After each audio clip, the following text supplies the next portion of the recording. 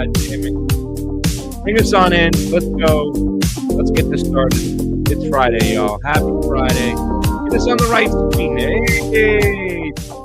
Jayme forgot to hit the go live button. That was all it is. Now we're live on X. We're live on YouTube. We're live on Rumble. We're live. We're all your podcast friendly neighborhood places. Stream podcasts, guys. Welcome back to the TruthWire. It's truth time. It is Friday now. Friday, April 25th, year of our Lord, 2025. That's what Steve Bannon would say, or I think David Knight would say that. All the Christians would say that, fam. You know, all the Christians out there, while the most unchristian thing is happening, an actual genocide, an actual ethnic cleansing taking place inside Gaza.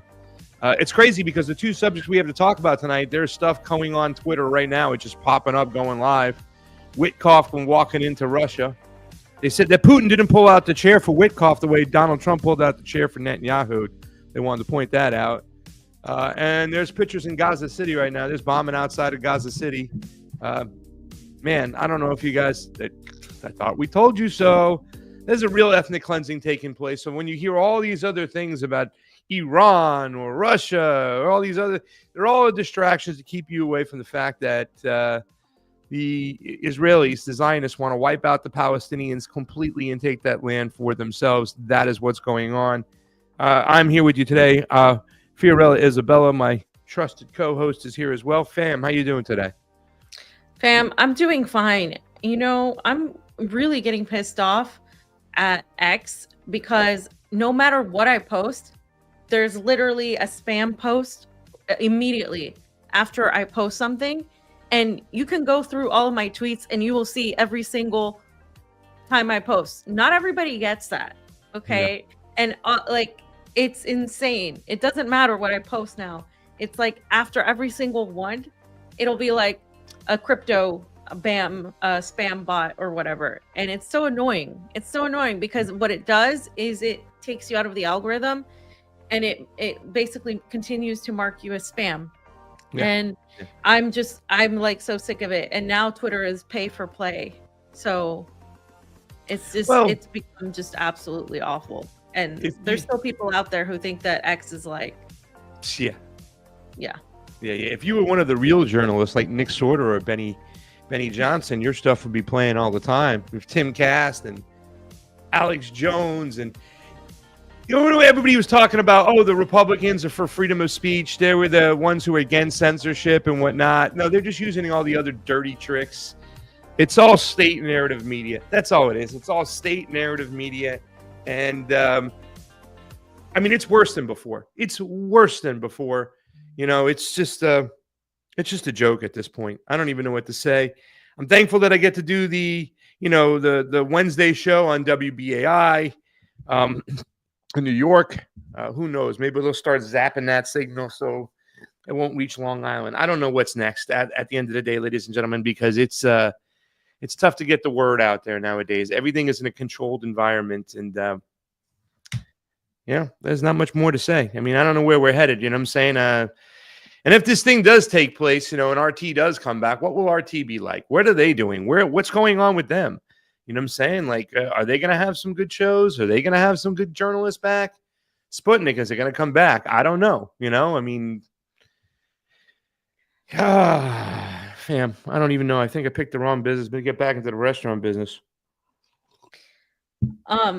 So before you do that, let's talk about what's actually going on here in Moscow, because we are live from Moscow and we are here. Stephen Witkoff was literally around the corner from my house. He was around the old Arbat Street, one of the most famous streets in Moscow. And I've been lucky enough to live around like central Moscow and see like all the history. There's so much history here. And he was right around the corner. He also caused major traffic delays for lots of people because his little caravan was being transported to and from the Kremlin. But he did meet with President Vladimir Putin today. And in these meetings, of course, there were several things that were talked about. The meeting was about 3 hours long. And this whole meeting, as Dmitry Peskov, who is the Russian spokesperson, described it, was a sort of shuttle type of meeting, meaning that Witkoff was bringing information from Trump to Vladimir Putin, and then Vladimir Putin would send information via him to the White House. So it's kind of like he's just like this literal envoy. He's this literal messenger that's going in between. But the reality of this is a lot of people have been getting this wrong, kind of falling. We sort of discussed it on Monday, Pasta, for everything that Trump does as being um, just the reality when that's not the case. We all recall when Donald Trump said he would end the conflict in 24 hours, and now he says he was just kidding. He was just joking. And what people have to understand about Donald Trump is he is very much theatrical. And a lot of what we have to pay attention to is not exactly only what is said, but what is actually happening behind the scenes. And today, there was also an attack on a Russian general here in Moscow, closer to the suburbs, but in Moscow, the region itself. And the general was killed, and it is suspected that he was killed by Ukrainian affiliated terrorists of sorts in a car bomb. And that always obviously is not coincidental that that happened during the time when there's an obvious meeting to end this war, because Donald Trump has said that he's looking forward to ending it sooner rather than later. And specifically this, he hopes for, solutions to come forward this week. Russia has always been willing to end it as long as, of course, their terms are respected. But we'll get into this right now because there's definite layers I want to discuss, fam. Anything to say before we jump in?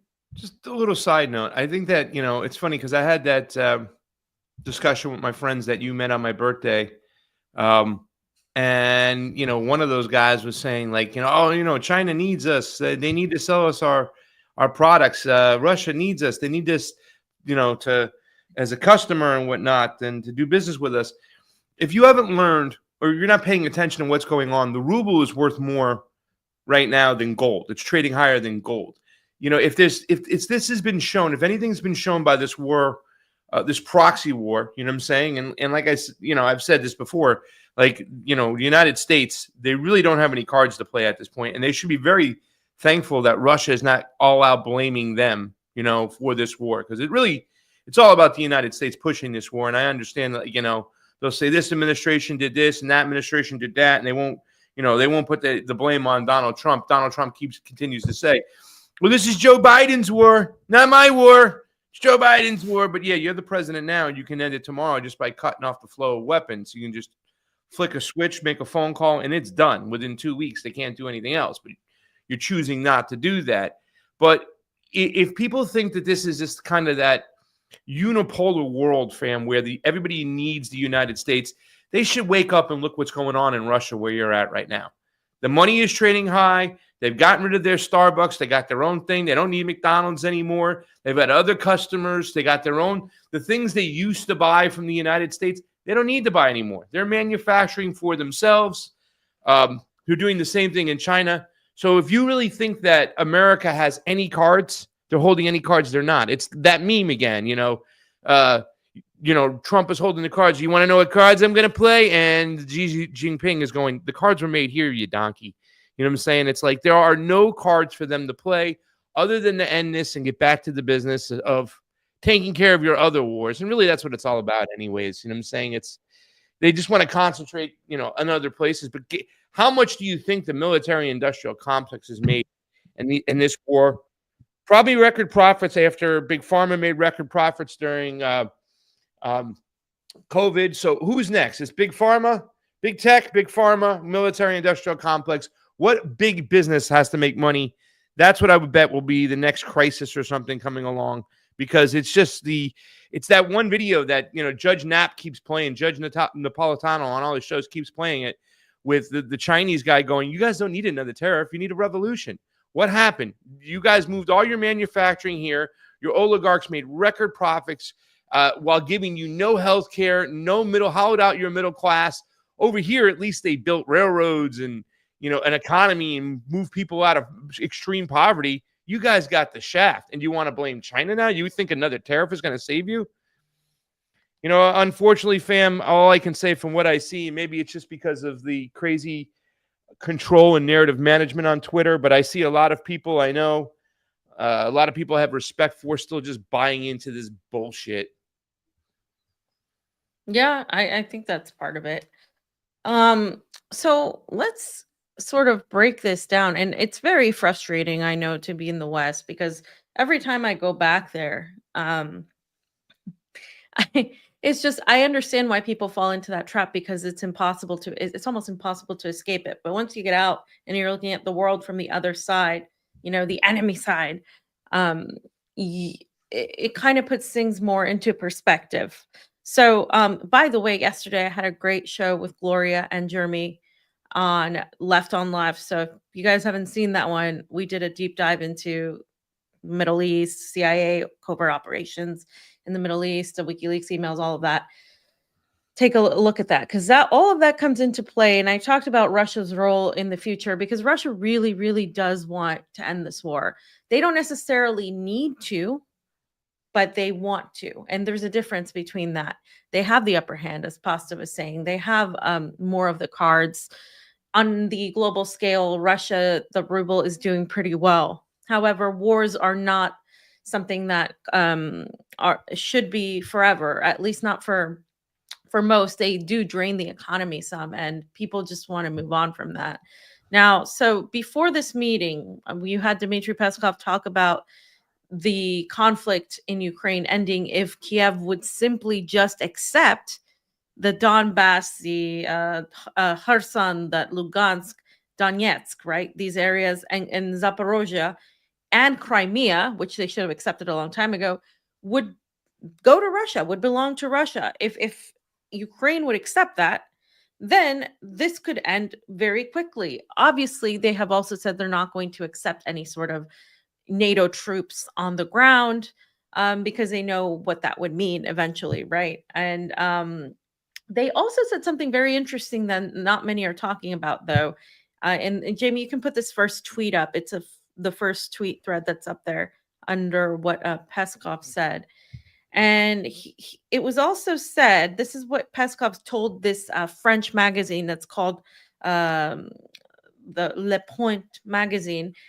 If the US were to take control of the gas network linking Russia with Europe, Gazprom is ready to discuss a gas supply contract with the new owner. So this says two things here: that Ukraine is irrelevant. Ukraine will never be the same again, no matter what.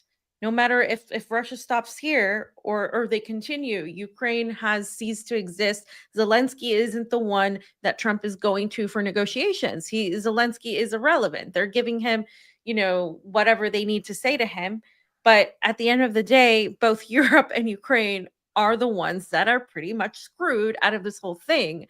The US has maintained this sort of control over Europe, and simultaneously has thrown them under the bus, because they've been affected so terribly by the energy costs of this war. And so we've all seen that, right?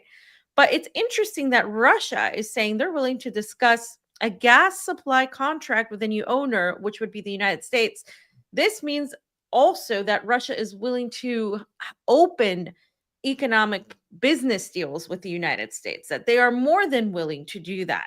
And this is what I mean by Russia being pragmatic. They're not this ideologically driven government that wants to defeat the West and ideologically defeat the capitalist Zionist, blah, blah, blah. That's not who they are. And they're showing us through their diplomacy that is very much in attempting to expand their reach beyond the East, but also everywhere. This is why they always go to the UN Charter.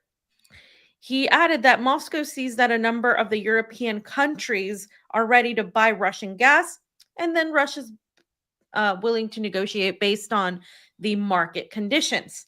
This is not a communist country. This is not a communist administration like many have tried to make it out to be. This is simply a government that is looking out for its best interests. And so obviously, Russia's not going to attack anyone. They don't really care about Finland or Sweden. They've been saying that for a while now. And Europe doesn't want negotiations. Now, this is a perspective that we're all being given, that Europe doesn't want to negotiate anything, that, clearly Europe is wanting to continue this. And the truth is, when you travel throughout Europe, whether it's the UK or the EU, you find them to be far more Russophobic than the United States. At least I do at this point in my experience in traveling. That's for a multitude of reasons. The United States has fear-mongered Europe into thinking that Russia is going to expand into their territory and take over, when Russia has never had any intention on doing that. But it's also the fact that they've lost the most. So there's this utter hatred of Russia, but they should actually be looking at the United States, because the United States has puppeteered this entire thing and sold out Europe. So that's the beginning of what I wanted to set the room with before we move on to what Trump has said about Russia, because this video is pretty funny, fam. And I don't know if you want to say anything before I play this video, because this video just tells you where all the pieces are right now. No, go ahead, play it. Okay, so Jayme, let's go ahead and play the Trump video where the journalist asks him, what concessions has Russia offered up thus far to point to getting some sort of peace? Let's hear what Trump said. What concessions, Mr. President, and to your national security, what concessions has Russia offered up thus far to get to the point where you're closer to peace? Stopping the war, taking the whole country. Pretty big concession. What concessions? Pasta, I want to ask you, what do you make of Donald Trump's statement here? What do you think? Do you think he's just being regular old Donald Trump? Show me the lie there. Show me the lie there. Listen, I'm not gonna, once again, I don't know what part exactly Donald Trump is playing. He had a part to play in this whole situation. I gave you javelins when Obama gave you sheets to blow up those Russian tanks, right? And for him to say, I can end it in 24 hours, but now it's Biden's war and he can't do it. I mean, there's a lot of criticism to hand out all over the place, but show me the lie there. Show me the lie. I've said this for like now a year and change. It's like, I don't see this ending until Moscow takes Kiev. I just don't see it. I don't see them living in a state where it's going to be a constant flare-up at any time. The West, the Brits, whoever wants to go in there can just kind of poke the other side. There is a hatred of people, I think, and I haven't been there, but from what I've seen, with the people, with the streets named after Stefan Banderites, you know what I'm saying? It's like, I get that there's a hate between people in the East and the West. It's obvious by the way those politicians act. But I've said it before. I don't know how this ends until Russia just takes Kiev. So, I said years ago, I wish they would have taken Kiev because it would have been less deaths, and show me the lie there. What Donald Trump says, they got their boot on the neck right now. And once again, these are these pro-Democrat, anti-Putin fucking journalists that are going to try find ways to go out and bash Donald Trump. And the way they bash Donald Trump is by saying he's doing whatever Putin wants him to do. That's still the argument out there. That's still what they're saying. Like I talked about Rahm Emanuel on Bill Maher and the way the audience clapped. They're reigniting, arising again from the dead. The whole Russiagate story where Trump is Moscow Mitch and Donald Trump is Putin's guy. So that's what they're trying to do. But show me the lie there. That is the big concession. Stop right now. You're going to lose the whole country. You have no choice. You have no cards to play. Yeah, I mean, see, the thing is with Trump, you do get the truth in this sort of moderate crazy, doses, chaotic. Yeah, every now and then he'll say something. This is what they get pissed off about, because they're like, "Oh God, he just said it." It's the truth. I mean, there's no going back. There's no two ways about it. Either they stop now with what they've got, or Russia has no reason to stop. I mean, like I said, they want to stop, but they really have all the cards. So there's no way Ukraine comes out of this in winning anything. But the role of Donald Trump, Pasta, I think, is to take this mess and make it look like he is ending it and he's fixing it and we're getting out of it, completely free. But the reality is this is a loss for the United States because it might have been our proxy, but that's a lot of billions of dollars for what exactly? For actually making the situation better for Russia, because now Russia has more territory. Russia has shown the world what they're capable of, what they're willing to do, and essentially has shown the weakness in all of Europe and how Europe is not what it used to be. And it's exposed all of that. You want to know where the victory for the West is, though, fam? Is Syria. Yeah. That's it. Right there. That's what they got. At the end of the day, they were able to bleed out Moscow enough to say, all right, turn your back on Syria and we'll play, we'll do the theatrics, whatnot. We'll run up a couple $1 billion more to the military industrial complex, but then we'll end it, right? But walk away from Bashar al-Assad. And, so once again, we didn't win anything, right? Our contractors, our military industrial complex won stuff, but Israel gets what they want.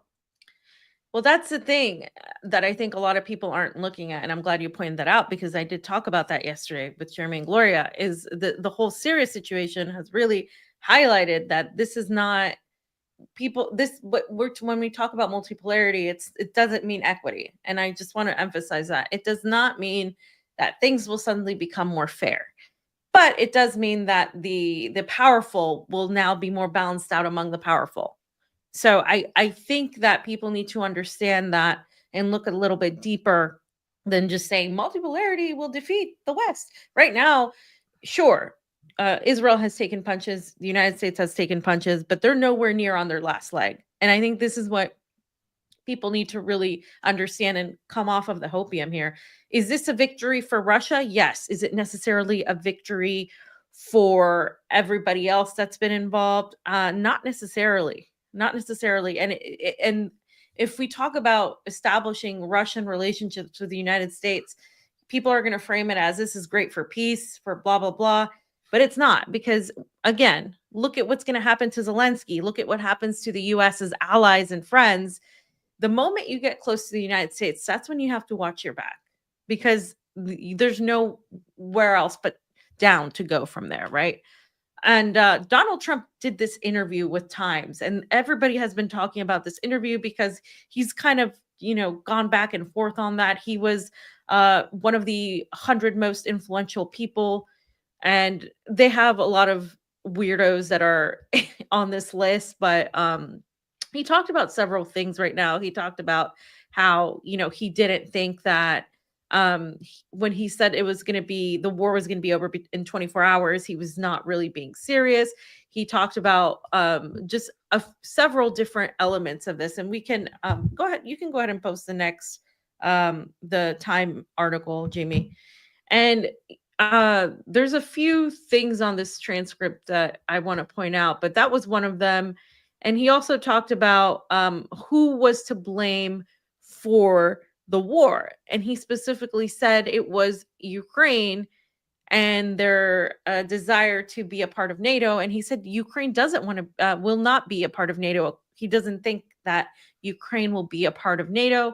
And he talked about how, this was really all fell on Ukraine.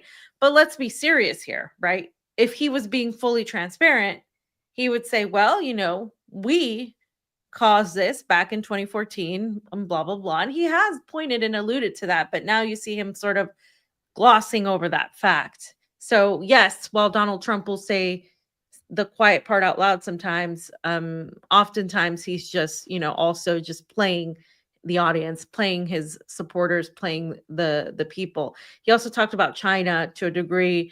And he obviously has to play the anti-China, anti-communist China card as well. So there are different things he said, that he did talk to Xi Jinping, that he was having conversations with China, when they've said actually that's not the case. There haven't been conversations with China. So he was also asked about El Salvador and the Garcia, the Aboriginal Garcia, who's the guy that was taken into custody without due process. The fam freeze? Completely froze. I'm frozen? I don't know what point she was ready to make. Hold on. No, I think pasta froze.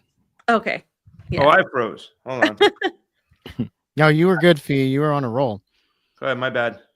I was like, Fee froze. Like, no, I froze. So, yeah. Okay. So let me see if there's anything else I wanted to point out there, because this was quite a long interview. If you guys haven't read it, you should, because I think it's good to see, what is said and then analyze actually what the important things there are that we need to actually get out of there. A lot of it was domestic issues, but the Russia issue to me was far more important, I think, in terms of that. He was asked if Putin can make peace, and he said peace is possible if Putin is still president. If somebody else is president, he said there's no chance of peace. I find this very interesting because that signals to me that he knows that if there is another president, there could likely be a regime change in Russia. And if another president comes in, he might have the blessing of the EU and NATO. And with the blessing of the EU and NATO, you would have either, if you have the blessing of EU or NATO, you're going to have a president that, yes, will be peaceful. But if you have another president that's like, I don't know, Medvedev or somebody that's more aggressive, you may not have peace. So he seems to look at Putin as somebody that's quite reasonable, someone that's quite diplomatic, and you're not always going to get that necessarily with any sort of leader. And I think a lot of people are worried as to what could happen if Putin is once Putin leaves this position of power. And he also highlighted towards the bottom that yes, Ukraine will not be, he doesn't think Ukraine will ever be able to join NATO. And he also said that Crimea already went to the Russians, that this is a done deal, that this has already been decided. So he also did say, though, this, I'll read it for you all. He said the Crimea went to the Russians. It was handed to them by Barack Hussein Obama and not by me. With that being said, will they be able to get it back? They've had their Russians. They've had their submarines there for long before any period that we're talking about, for many years.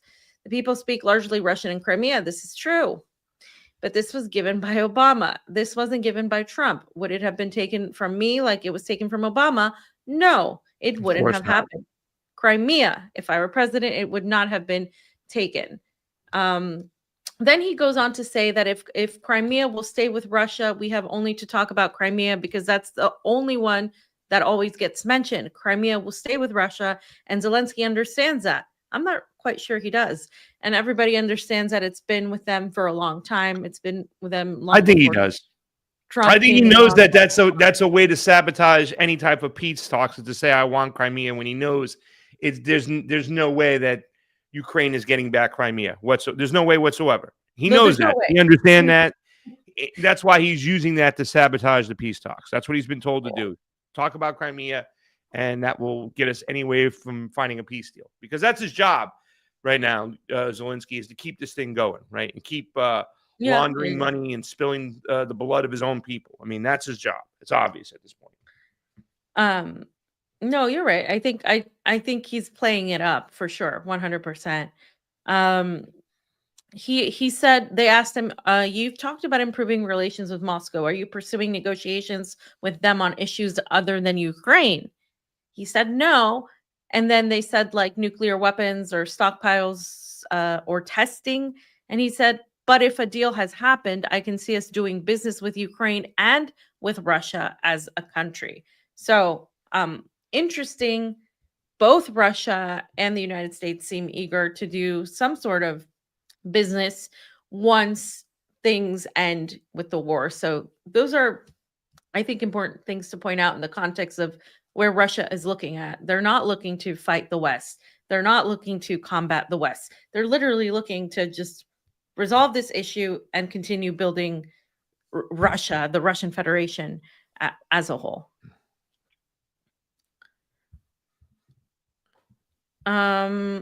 So, like I said earlier, Putin met with Witkoff, and you can see it in this video. You can pull that Twitter thing up, Jayme.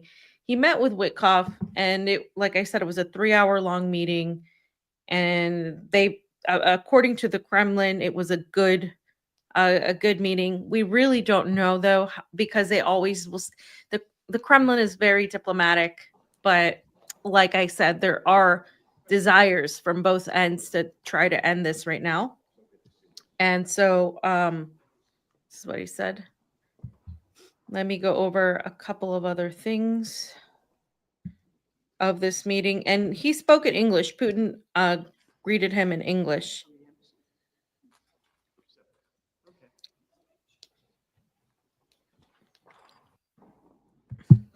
So, by the way, the meeting coincided with the anniversary of the what is it? The meeting of the Elbe, which is the World War II meeting that was extremely crucial. And on May 9th, of course, will be the 80th anniversary of the Great Patriotic War. So that's coming up soon. So all of this is happening, you know, it's not coincidental that that happened. So what was discussed was resuming negotiations between Russia and Ukraine, and they also talked about possible economic partnerships, eventually possibilities. And Peskov said that what I said earlier, that he called it shuttle diplomacy, where Witkoff's coming there to get some messages for Trump from Putin, and so on and so forth. So, yeah, it's interesting how that happened. Anything else to say about that, Pasta? I mean, I don't even know what there's left to say. You know what I'm saying? I mean, I don't know. I don't know.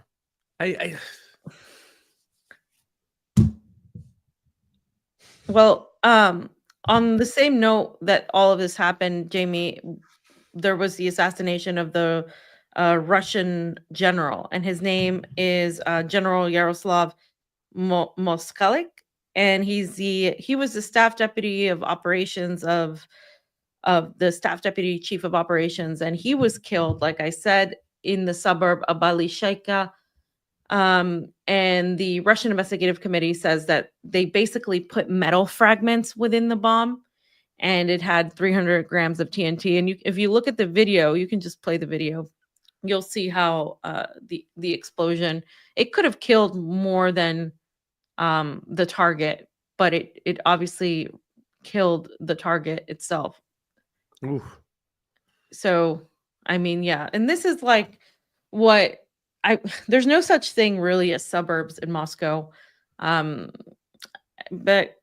I guess that was a translation, but it's more a lot or less. It's not a suburb like we would say in the US. It's a more rural area, but it's yeah. But it was just right outside the center of Moscow, and it's telling. Yes, who did it? We really don't have confirmation. It was Ukraine, but you can guess that it's Ukraine, and then you're just wondering, like, is this is desperation, because it's not going to push Russia away from anything, because they know they're not dealing with Ukraine.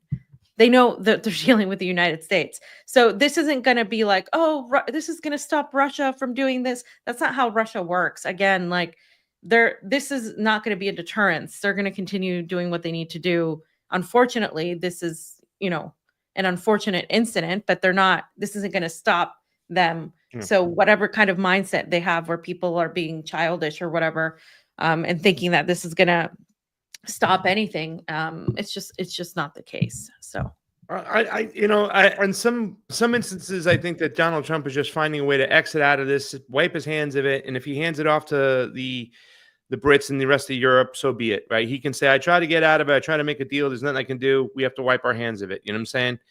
But this whole time that Donald Trump has been in office, the Russian military hasn't slowed down. They've been continuing to take space, continuing to puncture the front line, continue to move forward. Like I said, I do not see this ending. I can't see this ending without. And this is the argument that Donald Trump had with Putin a couple weeks ago when he said he was mad at Putin because Putin said, well, now that Zelensky's got to go and we have to have this transitional government. He's like, wait a second.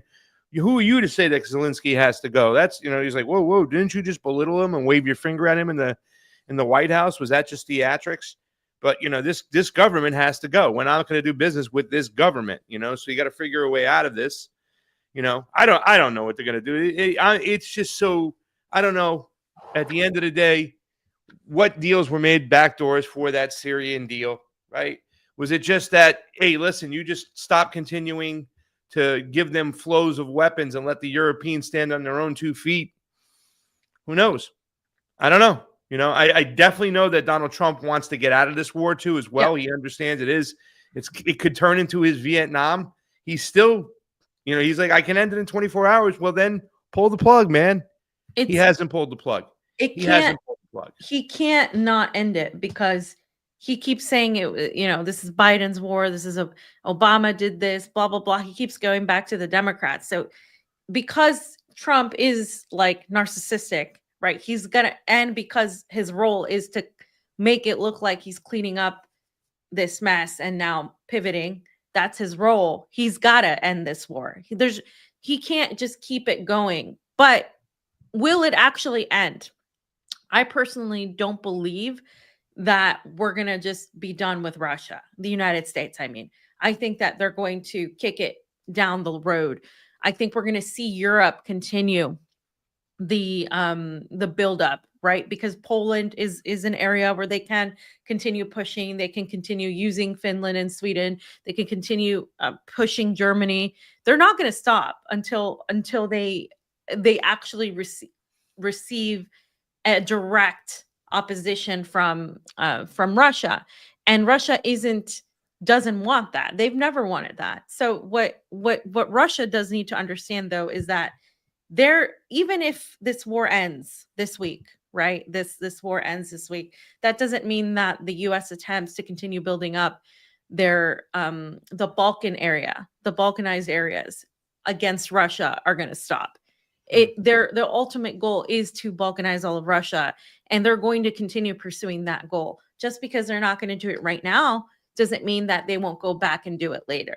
And that's something that Russia needs to understand. And I say this because there's such positivity placed on Trump from Moscow compared to Joe Biden, because they still don't understand that they're operating from the same mechanism. There's no difference. This is a policy of continuity. They're just switching the focus of the lens somewhere else, but eventually it'll come back. So they should tread carefully, because if anybody understands the U.S. government are Americans who are aware of what they've done and who understand that they don't have your best interest, that they don't want peace.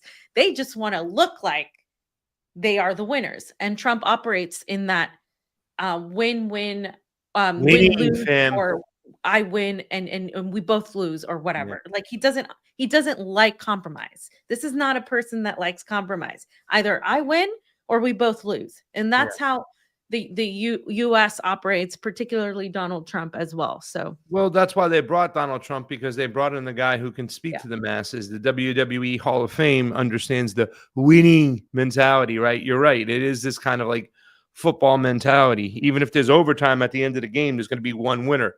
And that's how Donald Trump tries to sell it. There were supposedly arguments that before this war started that, pushing a proxy war against Russia would somehow put Russia in a position where they would have to do business, get close with the United States, which then would put a wedge between Russia and China. There was that argument out there.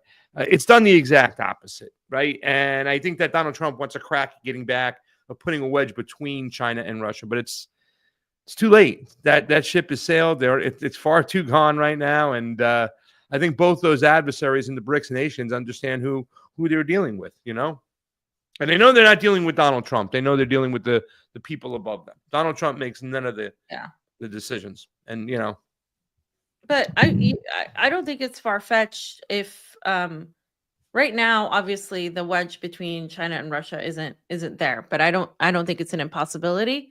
I think it could happen further down the line. It's just not happening right now because of the just how things have gone, right? From the unilateralism to just expanding of China's role, Russia's role. Russia's not going to break ties with China or Iran. However, like I said, they want a relationship with the United States and they certainly have a relationship with Israel. So that's also not going to be ignored. If we're going to talk about their relationship with China, um, and India and Pakistan, two countries that are potentially pretty much almost at war with each other right now, right?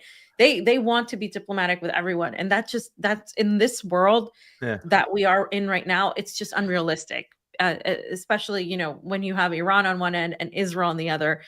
You're gonna give way to someone, and everything's showed that with Syria and even Turkey. Russia's relationship with Turkey has been one that's been sort of this tug and pull because of the Black Sea grain corridor and because of several other factors. And with Syria, that's been also coming into play. So I think what we're seeing here is a development of a very, very fine lines being walked to avoid any sort of major confrontation. But that doesn't mean that everything is just, we're gonna have peace between Russia and the US and it's gonna be rainbows and unicorns. I don't think that's what the West wants, and it's not gonna go down without a fight. It's not gonna go down without trying to cause as much damage as possible. And both China and Russia are very diplomatic, so they tend to not get involved at times when they actually should, in my opinion. When we talk about this genocide, which we're going to be talking about next, should countries like that get involved? I, for one, believe they absolutely should, because not getting involved is taking a side. So. Well, fam, there's in a way, like, look, I've always said that I think that a lot of the ruling class, the one percenters, they wanted to see what Russia can do against the NATO weapons, right? So they pumped up this Ukrainian army and Ukrainian military with a bunch of NATO weapons and let them just go loose. Let's go. Let's see what they can do. Let's see how Russia responds. And they realized, holy shit, Russia's capabilities for one of these wars nowadays. This isn't Afghanistan. This isn't the Mujahideen hiding in caves coming out with Stinger missiles that can defeat an army because that terrain, allows them to. It's a different type of war. And they realized that Russia's got a lot of the military might that they just can't. It would be really hard for them to keep up with. I think in a way, when you hear some of the rhetoric coming out of Russia, the way they said, listen, they don't want to see Iran getting involved with a war with the United States, but that doesn't mean they'll necessarily fight for Iran. I think in a way, and I could be wrong, I think there might be some of the ruling class or the people behind the scenes in Russia that want to see the U.S. get involved with a war with Iran just to see what they're capable of, right? Because this is, and you look at what Iran's got, they got a crazy missile capability, hypersonic missiles. I mean, they showed a missile, I think, when they were firing at Israel, where they tried to shoot a defense system at it, a defense air missile at it, and the missile moved around it and went down and hit its target. And there were people out there like, well, United States doesn't have something like that. That's crazy that they got these things. I think in some ways they want to sit back and go, okay, let's see what they can do. Because once again, Iran has that capability. If you look at the terrain of Iran, and there have been plenty of simulated war games to show this, that it'd be almost impossible for the United States and the West to destroy Iran. I mean, the only way they can do it, the Samson option, right, which is using nuclear weapons, maybe trying to bomb it to the smithereens. But even still, they can dig deep inside and hide in there like a big, fat, juicy tick, as Jesse Ventura said on the movie Predator. It would be almost impossible to defeat, Iran right now. Their capabilities, their missile capabilities, it's spread on out. They can go dig deep and hide. It would take millions and millions of troops to try to occupy that territory.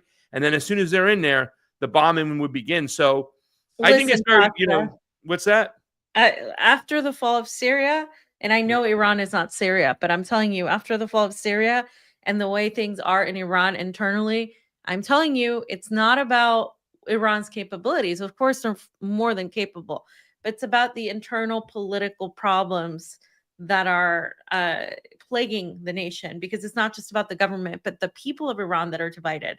That is a reality that the United States will capitalize on and will try to manipulate. Because they understand that's the easiest way to do about things. They're not going to listen. They might tell the public well, Israel, and we'll help Israel win a war with Iran. No, you're not. You're not winning a hot war with Iran. Does that mean Iran's the biggest bully, the biggest guy on the planet? No, it's just their terrain, their country.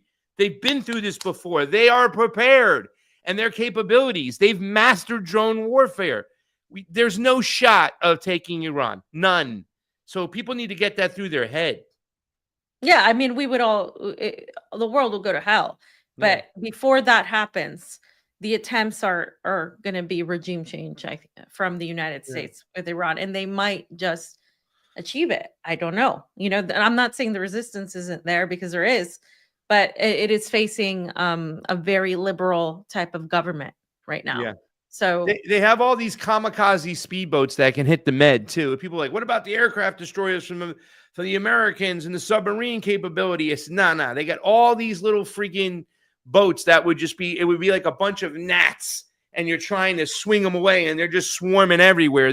There's no way of defeating Iran, and that's something that General McGregor said. He stopped another general who was talking about some stuff. He was like, no. You don't know what's going on in Iran. You don't understand the terrain. People have to understand this. We cannot win a hot war there. And I think the United States is, like you said, let's go test the political issues in there. Let's go see if we can have regime change that way, Get another reformist in there. But even the reformist now is kind of like, I don't want to do business with the Americans. They're ridiculous. We'll see. We'll see what happens with that one.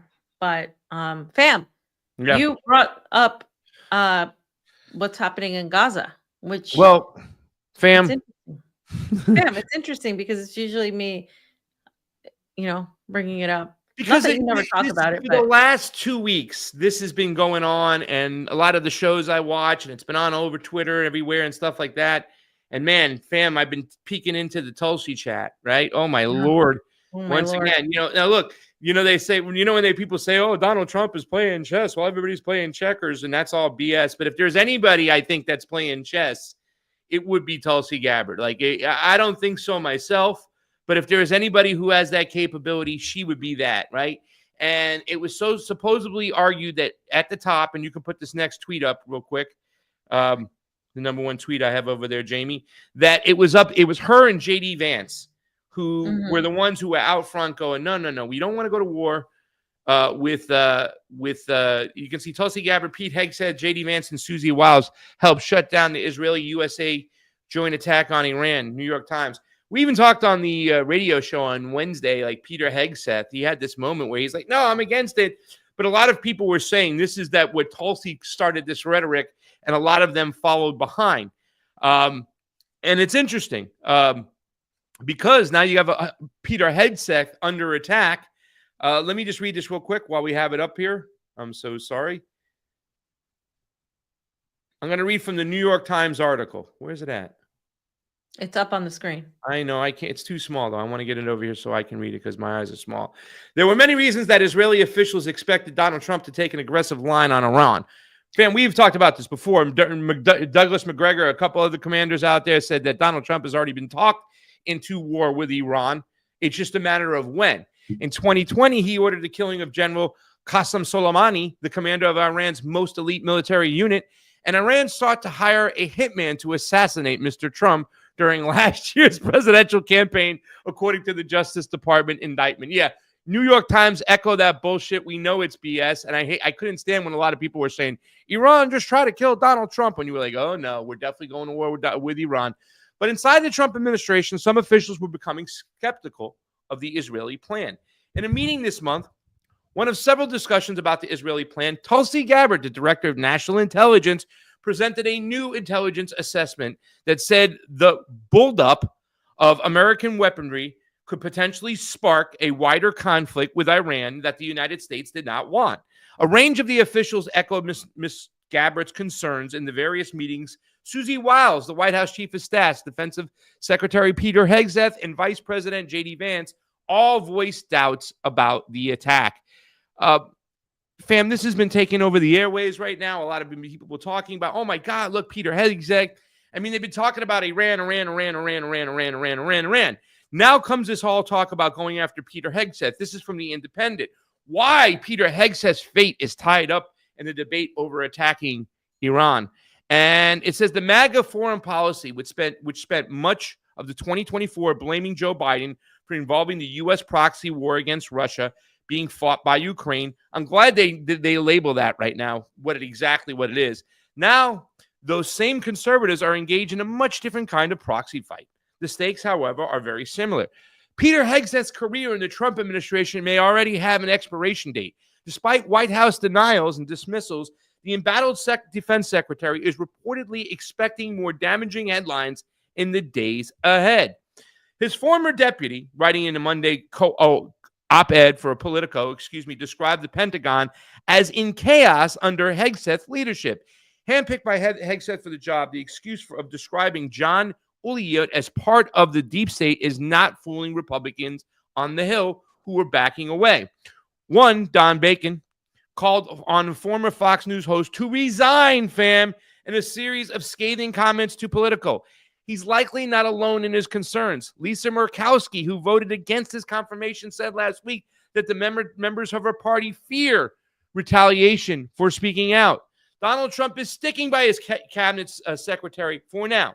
He famously hates being embarrassed by his various deputies through the dislikes, acknowledging his critics and handing them a win nearly as much.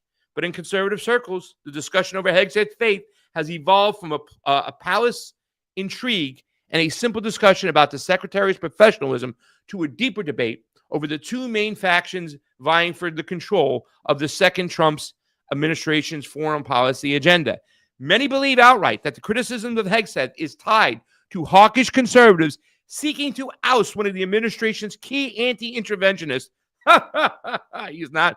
Voices at the time of upheaval for U.S.-Iran relations. The defense chief is viewed by some of our observers of the Trump administration as fulfilling a role similar to J.D. Vance as a counter to National Security Advisor Mike Waltz, a more traditional conservative. Listen, fam, I just want to start right now. They're drumming up all this stuff.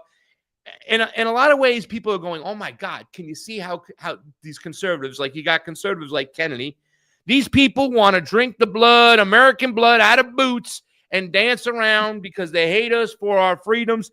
This is very true. There's a very anti-Iran, pro-Israeli force within the United States government. We understand that so many people have AIPAC handlers, whether they be in the Congress, the House, whether they be in the Senate.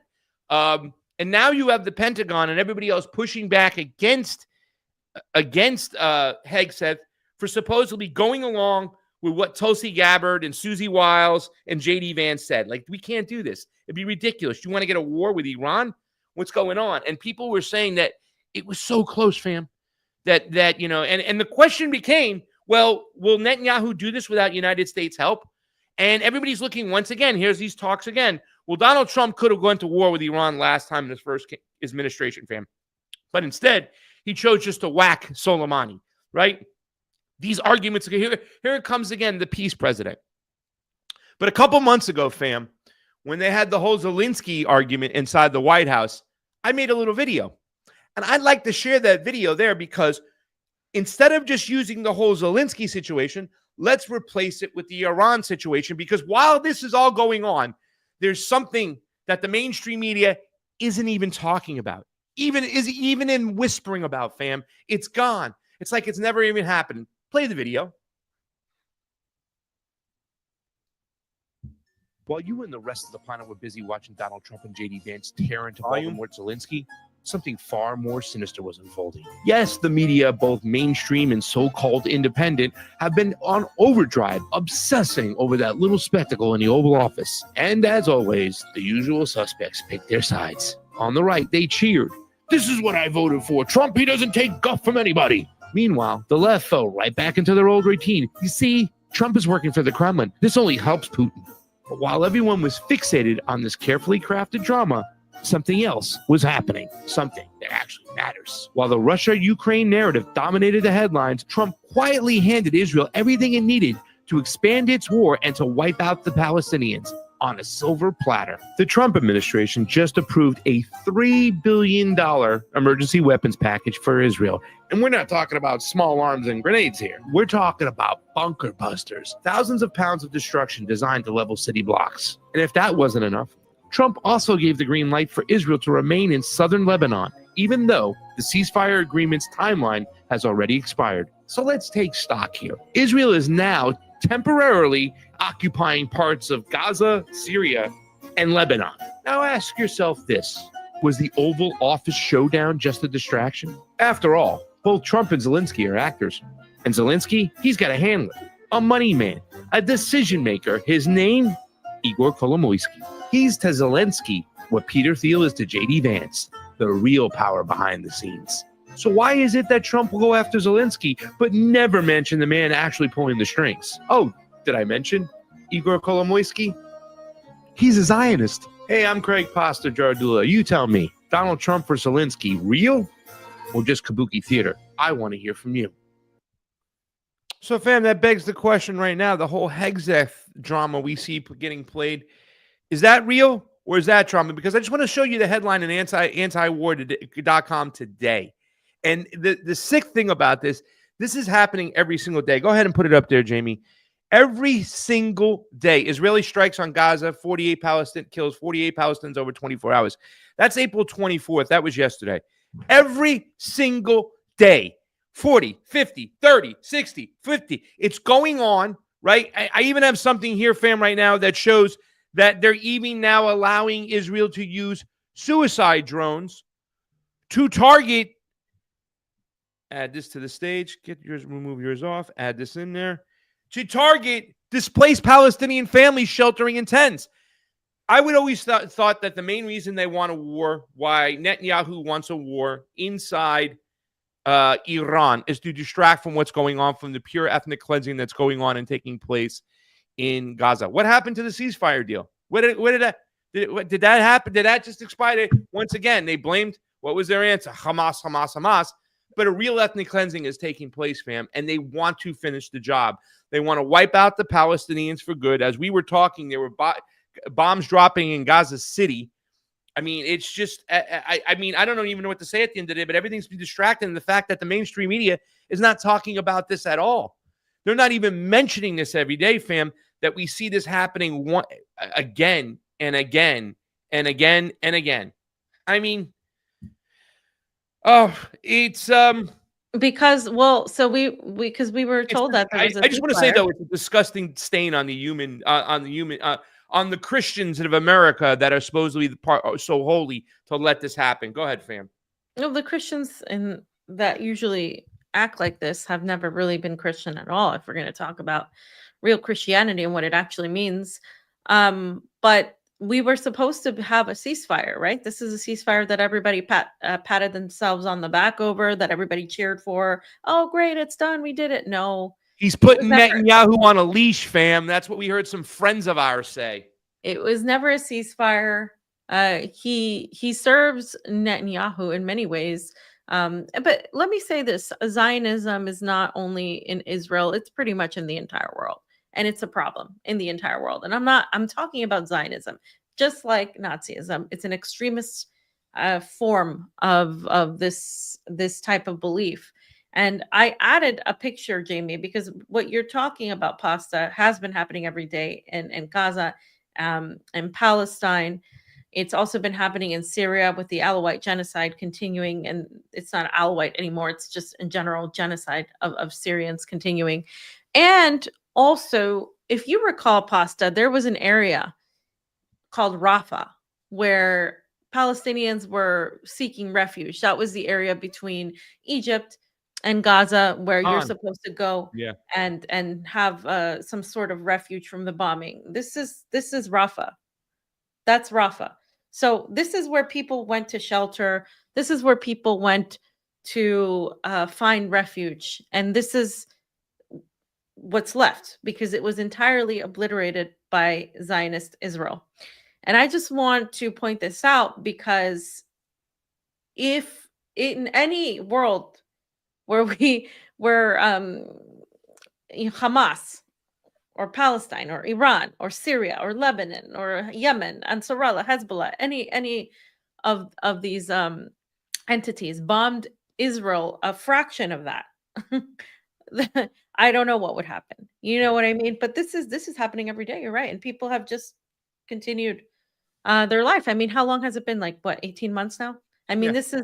it's been a long time, okay? And yes, there was a momentary pause, but not really, because at the same time, Israel would be bombing Damascus, would be bombing parts of southern Beirut and southern Lebanon, or going after Yemen with the United States. The United States, let's not forget, was bombing Yemen, was bombing areas that were civilian areas. And so, of course, Yeah. they want to distract from that, of course. But at the end of the day, when you have this language of the radical jihadists, Islamists that are coming into the United States that want to, as you say, dance in our blood and Drink the and blood from create, boots. create Sharia law, Yeah, right? As they say. Well, when you have that mentality being pushed on to the American people, it sticks, unfortunately. And that's why I was confused about this post, and I want to get your opinion on it, Pasta, because I was confused. There's a lot of controversies about Alexander Dugin. He's a controversial figure. For example, people say that he's influential to Putin, but Putin has always said, no, that's not the case. I really, don't know. From what I know, that connection has been overdone, like meaning it's not as apparent as others say. He's been a rather controversial figure, highly religious now, but he wasn't so religious before. And so this whole thing Reminds us of somebody else we kind of know in the States, huh? Yeah, well, there's Somebody a who lot became of a that. Christian overnight, right? Well, 'Cause and it he really funds served him. certain projects and certain individuals in Russia and beyond, just so everybody knows. I'm a pretty transparent person. He has, some sort of power, and he's looked on as a philosopher for a lot of people. And a lot of people on the left have taken him and said, oh, look, he's great. And obviously, I think the assassination that happened against his daughter was absolutely uncalled for. I condemn anybody that thinks, cheers that on. But I've just had as of late been reading a lot of the things he is posting, and I'm just kind of find myself a little bit confused as to where we're going here, because this is what he said. He said, India-Pakistan war can distract the attention from Middle East, and that can be good for Israel. Everywhere Islamic radicalism is involved, it serves the interests of the globalists. This time they cannot operate from America. We need to trace them to Britain and EU. Is he talking about Israel? Or is he, because the only radical thing going on right now, the only terrorists that are attacking multiple countries right now are Israel. But he said Islamic radicalism. Are we talking about what the Pakistanis are doing? Like, it's just weird to point this out when Israel is doing all of this. So I was kind of confused by this tweet because it does seem to give Israel the out, so to speak. It does seem to push the focus away from Israel. And like I've said many times, there are a lot of, there's enough Israeli influence all over the world, including here. So I just was wondering what you thought of this tweet. I wasn't sure. Well, it does look like it's providing a cover for the West and Israel once again, in some senses. Look, if you track all the terrorist, crazy major attacks that happened throughout that region over there, you're going to see they're not coming from Iran, which is what the United States State Department constantly, says. When I said they want to drink the blood from the boot, that's, Kennedy talking about Iranians trying to make Iran look like this, kind of like head of the, terrorist network that's been taking place. If you look at a lot of these groups, these Islamic terrorists, right, they've been funded by who? The West. Yeah. And this is the problem I had with Tulsi Gabbard with her statements when she was saying, this is the greatest threat to America, whatnot, but America's funding it.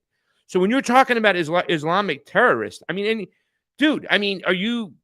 got to be people in Russia who are pissed about this, who understand what happened in Afghanistan, Russia years ago, when the West came in there and funded the Mujahideen, which was the most radical group out there. They were given weapons by the West to go after the Russians. So the fact that he can say this stuff, it just seems like sleight of hand and rewriting history and not wanting people to focus on the real problem. That's who's funding this radicalism. It really isn't. It's got nothing to do with religion. It's got everything to do with geopolitics. Right. It's got everything to do with geopolitics. It's got nothing to do with religion. And it's crazy. And we justify it because, the Mujahideen was killing Russians.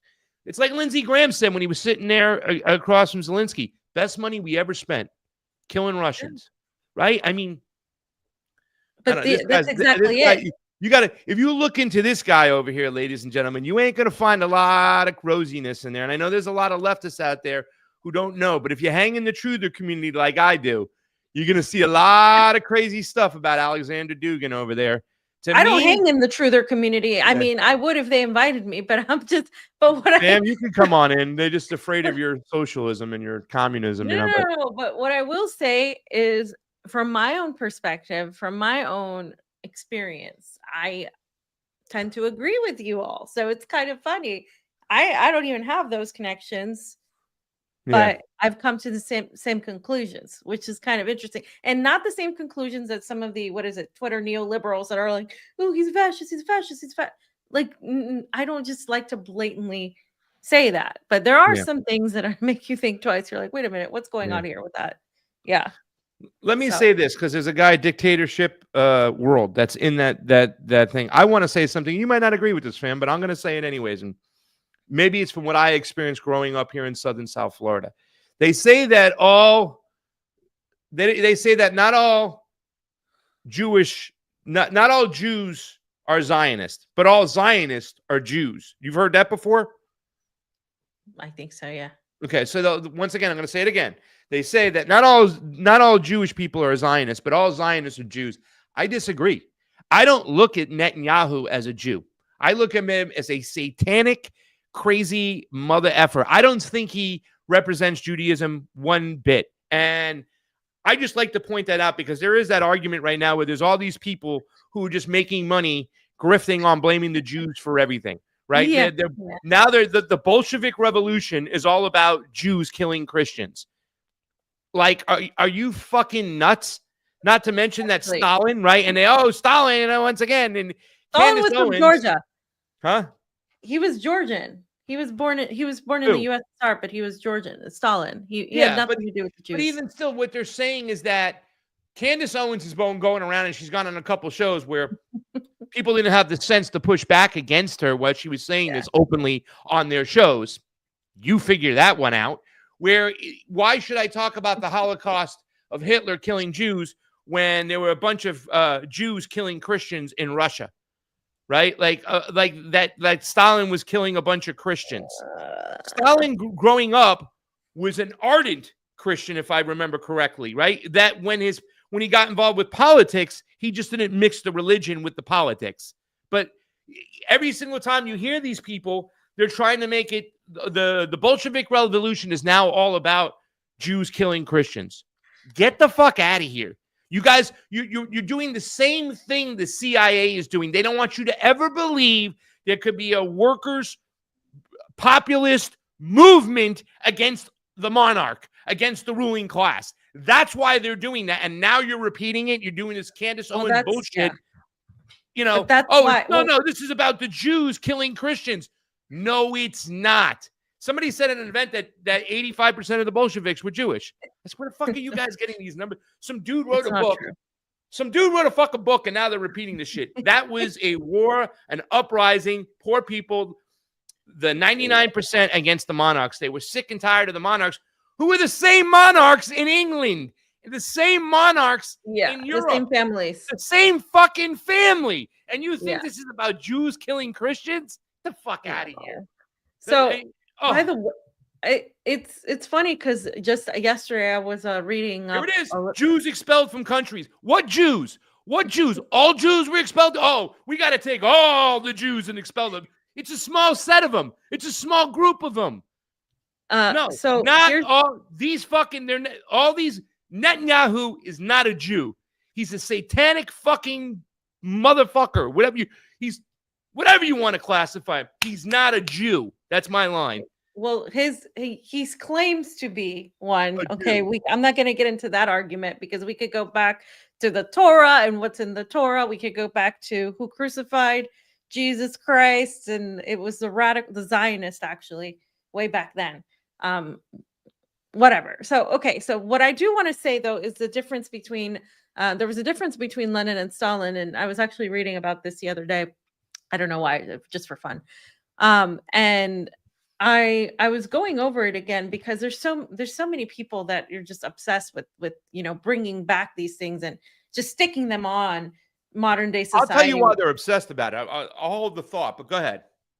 Well, with I'm talking about in general, like the idea of Marxist Leninism and Stalin and Stalin's belief and all of that, because there were dire differences between Lenin and Stalin, and so you have to take in the conditions of the era, right? Lenin, as you said, Pasta, he came from the era where Russia was previously a rural existence. There was a lot of poverty due to the Tsar's exploitation. This is why you're never going to hear people who get money from the establishment speak out against the ruling elite, because it just goes against everything they know. So the revolution occurred because of the conditions, the need to change their conditions, right? Because it was impossible. The poverty that existed, the inequality that existed. That's why the revolution happened. People were ready for it.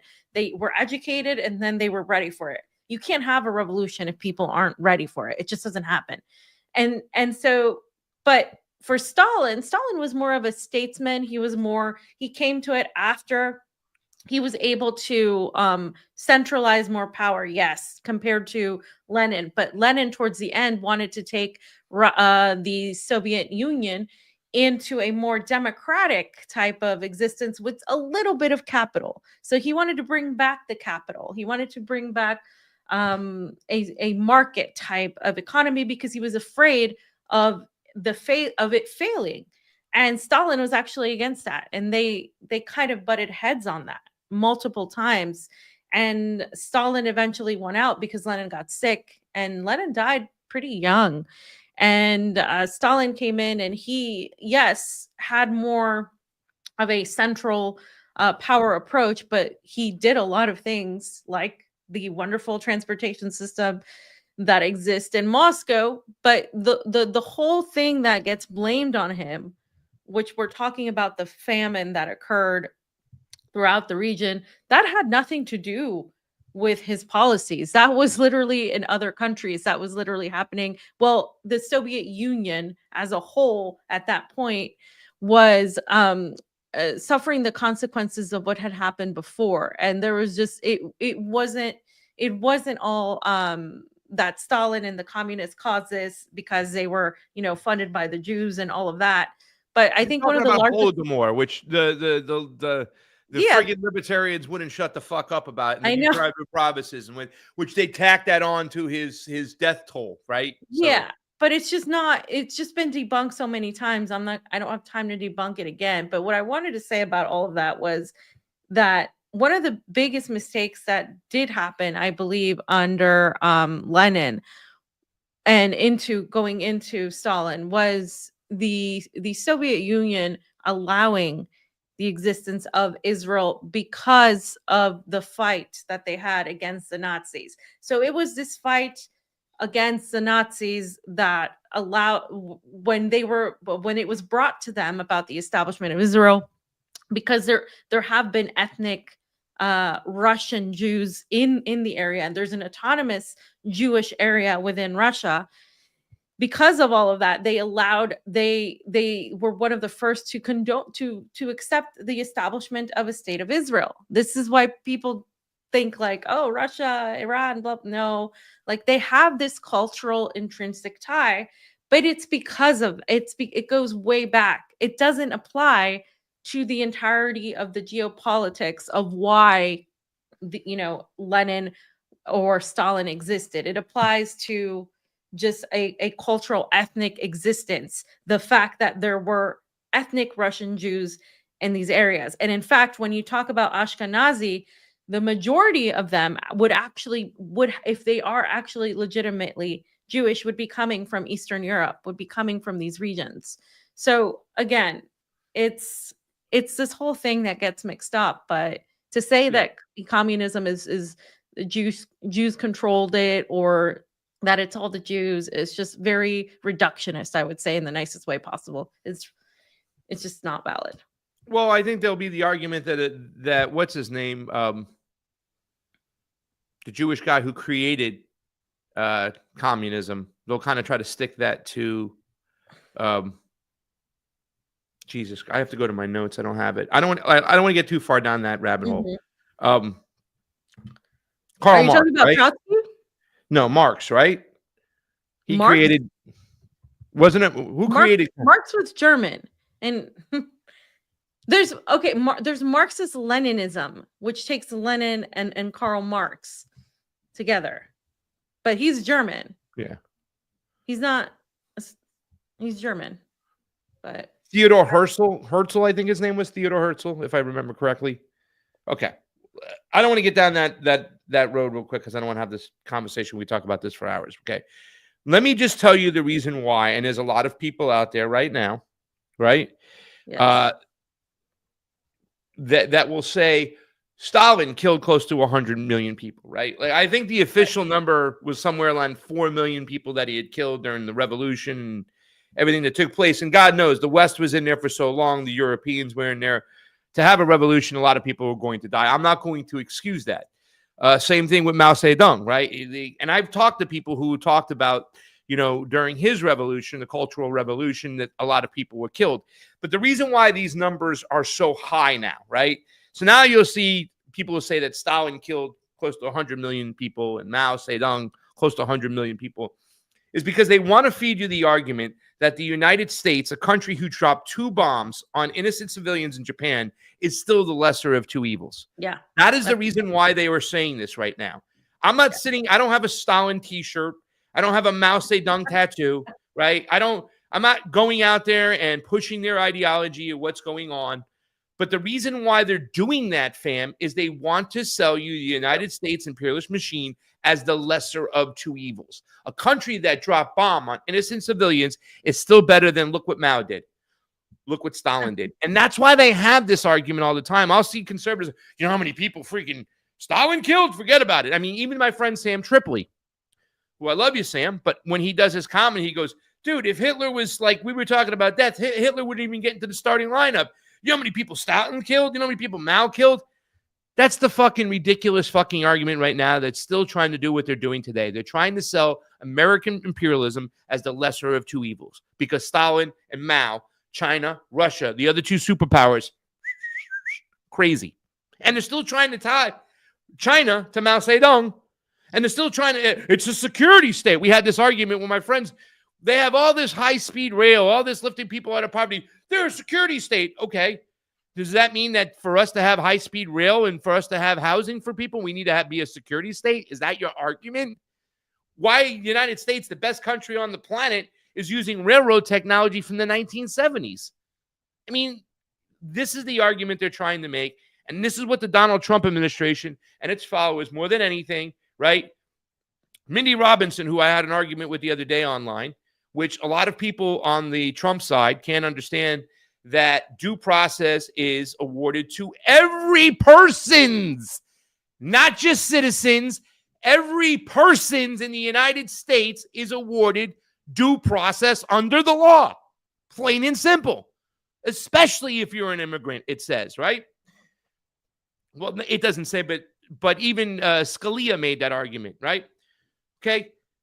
They're still freaking having this mentality. When we were in Vegas and we were talking out against the certification of the Las Vegas elections, she's making an argument up there that Joe Biden is a Bolshevik, right? Like, this is what this Trump administration is. That has got to be, and I got respect for Mindy with the work she did in the Vegas shooting. But you people have lost your fucking minds if you think that that Kamala and Joe Biden are Marxist or Bolsheviks. You guys don't know what the fuck you're talking about, and this rewritten history that's out there right now, and they're out there flaunting this shit. Sorry, chat. I'm so sorry.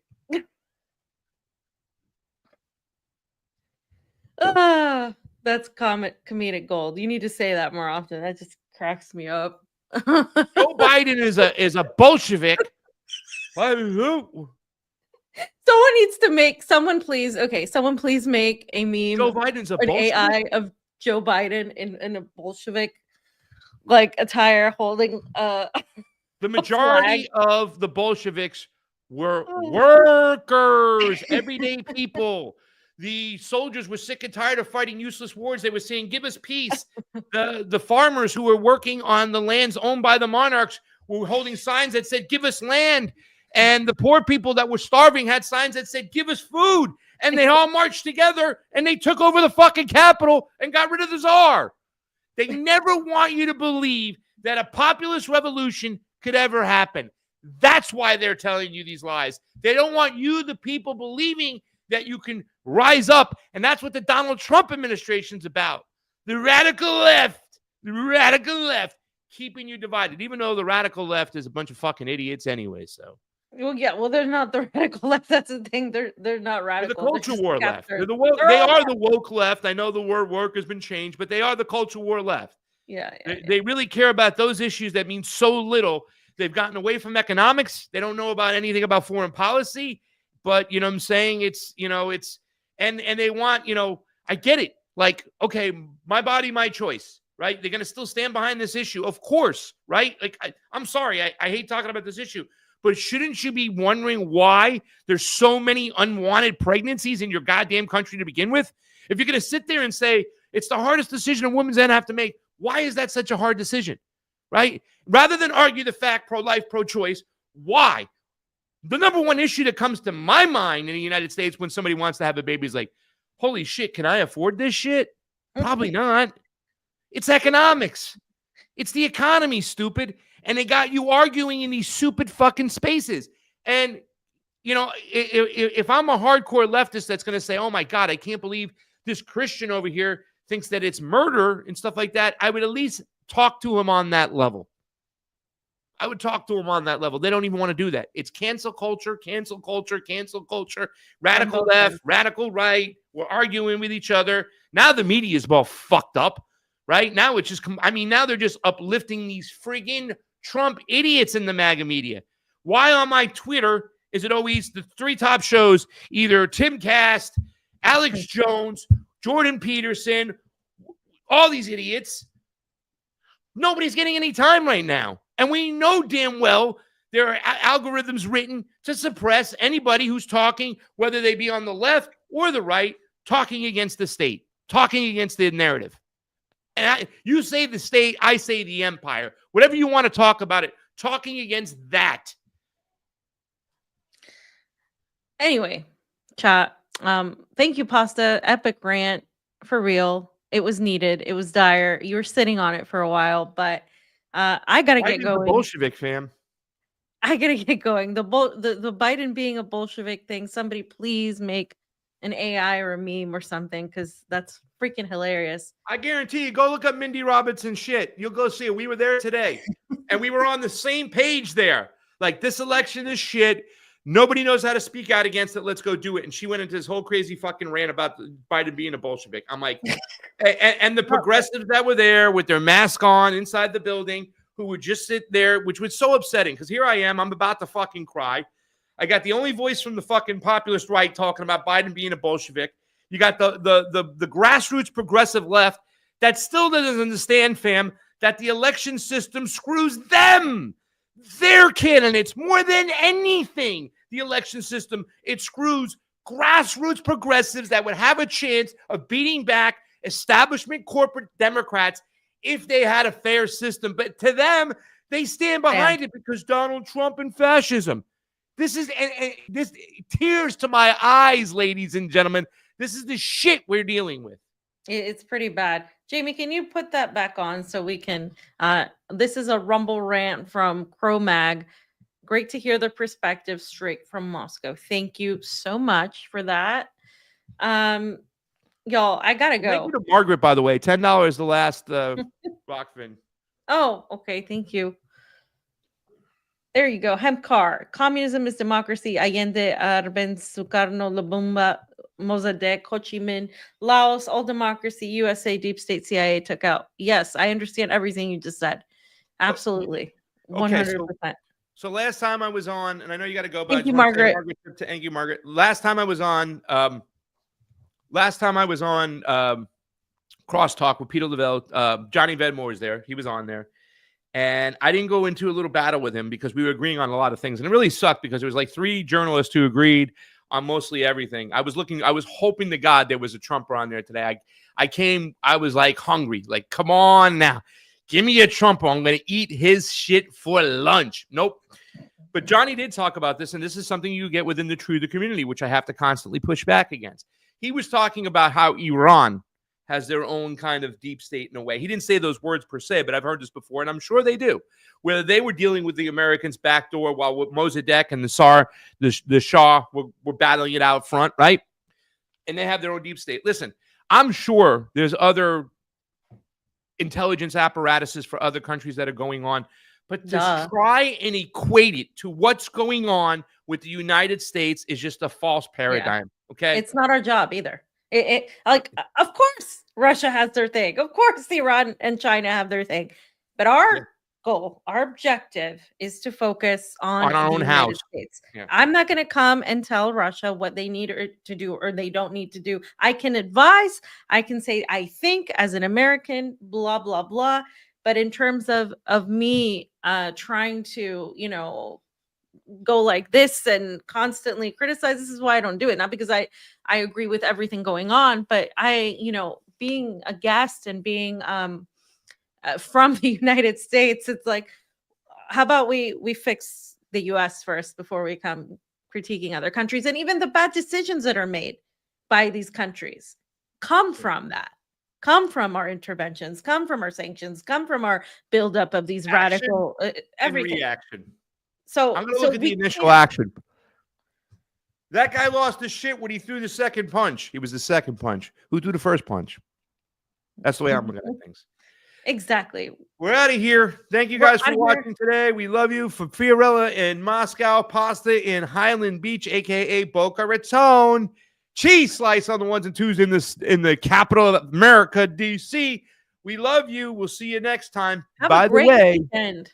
Yes, have a great week. By the way, Netanyahu's not Jewish. He's a satanic bastard. He's Polish. He's satanic. Satanism. Milikowski. Milikowski. Bye, guys. Good night. Joe Biden.